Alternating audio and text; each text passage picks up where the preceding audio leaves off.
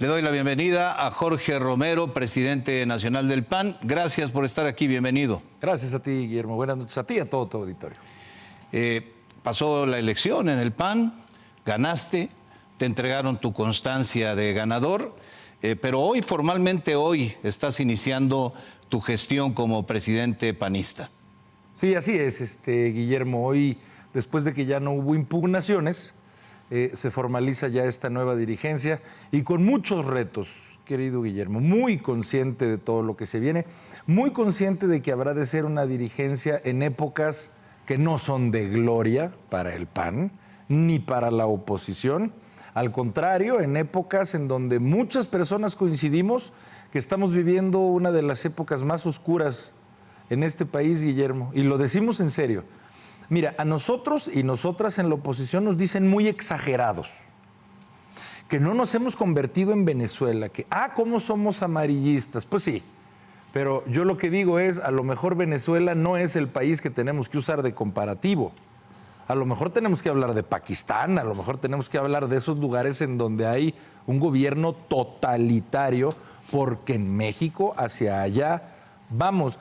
Y a la gente que nos escucha, no es venir aquí a golpear a nadie, es simplemente preguntar qué más ejemplos necesitamos para darnos cuenta cómo el Poder Legislativo ya no existe, ya hace lo que desde el Poder Ejecutivo les mandan y además les dicen que sin una coma que le puedan mover. ¿Qué más necesitamos para ver y aceptar que van al abordaje del Poder Judicial? Que te hacen creer que tú puedes votar por las y los jueces, pero solo vas a poder votar dentro de lo que el oficialismo te ponga enfrente. ¿Qué más necesitamos para ver que se metieron en las elecciones, que hay un hiperpresidencialismo, que silencian periodistas, que mueven números de delitos? Nosotros estamos conscientes de que vamos a un país autoritario cada vez más y tiene que haber y habrá oposición desde Acción Nacional. Ese es el gran desafío que tienes tú como dirigente nacional del partido que hoy representa la mayor oposición en México. Así es. Ahora, Morena, sea como sea, está haciendo lo suyo. Claro, le han ayudado, ¿no? Autoridades electorales, lo que tú quieras, le han ayudado a conformar esta supermayoría en las dos cámaras y bueno, luego Morena ha hecho su trabajo para convencer de una manera u otra a senadores para que pasen a sus filas. Pero te preguntaría yo, ¿qué va a hacer el PAN? Porque una cosa es lo que hace Morena y otra cosa es lo que tiene que hacer la oposición. Sí. El mensaje de las urnas es uno y es claro.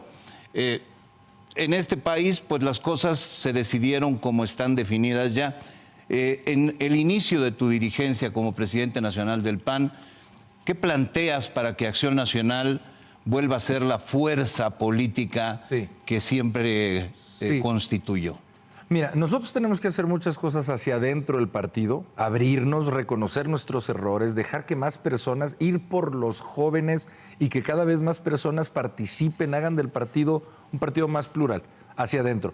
Pero lo más importante es todo lo que tenemos que hacer hacia afuera, Guillermo, con todas las personas que nos están escuchando, que no son del PAN, pero que no están contentas con la 4T. A ver, lo primero que nosotros tenemos que hacer y habremos de hacer es recorrer todo el país sin cansancio para abrirle los ojos a millones de personas, Guillermo.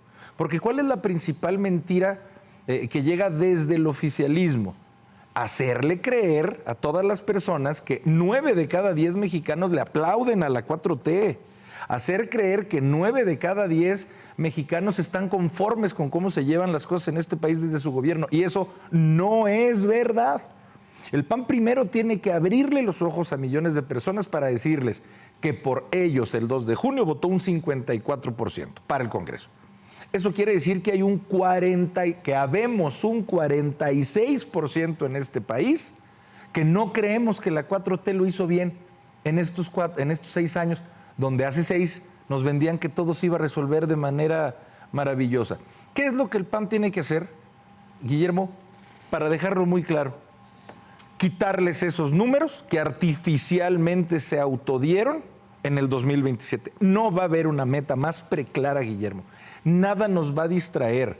Tenemos que hacer 1 millón de cosas, pero todas que lleguen al día en que se habrá de votar en el 2027 para quitarles esos números en el Congreso e impedir que sigan lo que muchos creemos que es la destrucción o por lo menos la retrotracción de este país. Ya te han preguntado sobre el tema, ya has hablado sobre ello, pero no puedo dejar de hacerte la pregunta de cualquier manera. Por favor. Porque desde Palacio Nacional abrieron fuego al día siguiente de la elección de la dirigencia nacional panista, Sí. Cuando fuiste tú ganador de la presidencia, Sí. y en persona la presidenta Claudia Sheinbaum Sí. pues se lanzó contra ti. Sí, mira, y además con una canción que llevan 3 años pataleándola. Mira, primero yo decirle a tu auditorio y a ti, querido Guillermo, yo le respondí también a la presidenta Claudia Sheinbaum y le dije si así es como pretende conducir el país. Y sí, ¿no? O sea, nos quedó claro. Es decir, si con un PAN, con una oposición, que por más que podamos haber discutido por estos 6 años, una nueva dirigencia del PAN le ofrecía un diálogo, y no para ver si nos tomábamos una foto o si nos callamos bien. Se le ofreció un diálogo para ver qué podíamos hacer por la gente, por las personas, por ti que nos estás viendo o escuchando. Y que la respuesta, Guillermo, haya sido azotarnos la puerta en la cara. Que quede a juicio de cada quien cómo creen que se va a sacar adelante este país. Si con diálogo o azotándonos la puerta en la cara en ese nivel de soberbia cuasi infinita en la que está ya la 4T. Pero también dijo la presidenta Claudia Sheinbaum que ella no lo dice con un afán de denuncia penal. Ah, menos mal. Qué bueno que sepa de la autonomía de las fiscalías. No, que su papel era por el de la denuncia pública. Pues para que la gente vea que la presidenta denuncia públicamente las irregularidades en este país. Bueno, yo también le contesté y le pregunté, entonces, ¿cuál es su denuncia pública con respecto a los miles de millones de pesos desaparecidos en Segalmex? Si su papel, presidente, es la denuncia pública, ¿qué denuncia pública hace sobre los sobres de dinero que todo este país vio que se le dieron al hermano de un expresidente para apoyar un movimiento? ¿Qué denuncia pública hace? Entre miles de ejemplos. Mira, Guillermo, lo que yo te puedo decir es, si lo que creían con esa mención es que me iban a intimidar, que no iba a responder absolutamente, va a ser exactamente lo contrario. Ellos decidieron el tono, que así sea, nada más que no digan el día de mañana que en el PAN lo único que sabemos es estar en contra, decir que no a todo. El PAN ofreció diálogo, no lo quisieron, nos quieren seguir subestimando, por nosotros mejor, nosotros a trabajar. Y ellos a dormirse en sus laureles, mi querido Guillermo. Parece que nada va a detener, como nada detuvo la reforma judicial, la extinción de órganos autónomos. ¿Cómo ves este tema? Mira, nosotros lo vamos a defender.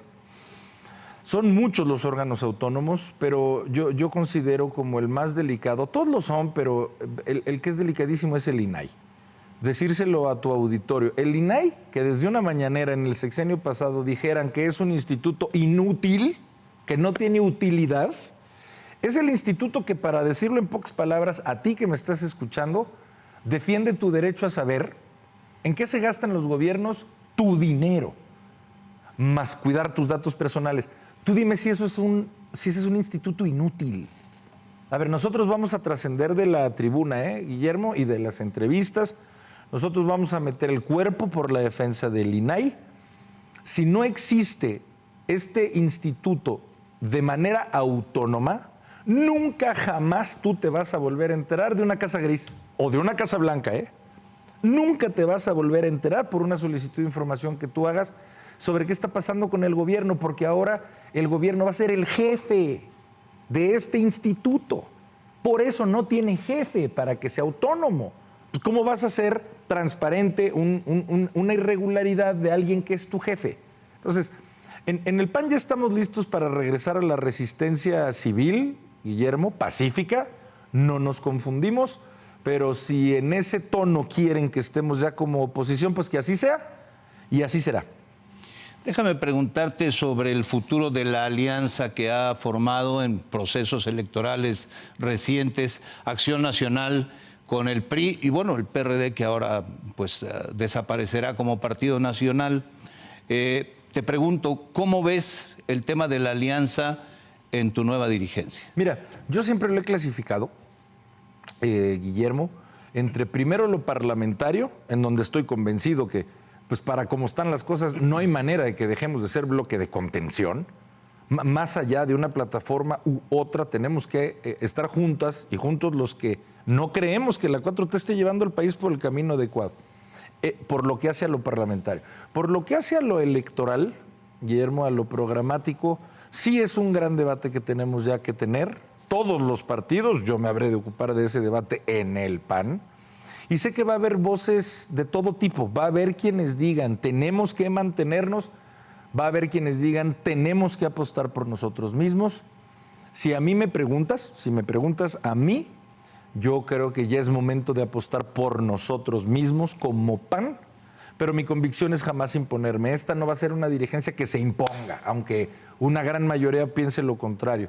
Yo creo que va a haber una mayoría que piense igual que yo, pero al final va a ser el producto de un debate que tengamos porque es una decisión importantísima, estrategiquísima para el futuro del país. Déjame preguntarte sobre lo que sucedió con la elección de una nueva presidencia para Rosario Piedra en la Comisión Nacional de los Derechos Humanos. Y lo menciono no por el hecho de lo sucedido, sino por el trasfondo político que se le ha dado a esta decisión. Habrás leído en columnas políticas lo que estos columnistas y analistas dicen respecto a quién tomó la decisión. Yo recuerdo un encabezado de una columna que decía AMLO 1, Claudia 0, refiriéndose a esta decisión en donde aparentemente quien impulsó esa designación, desde donde quiera que se encuentre, fue el expresidente. Mira, primero, así sea muy brevemente, sí hacer una alusión respecto al fondo de la reelección de quien hoy, pues por los próximos 5 años habrá de seguir titulando la Comisión Nacional de Derechos Humanos.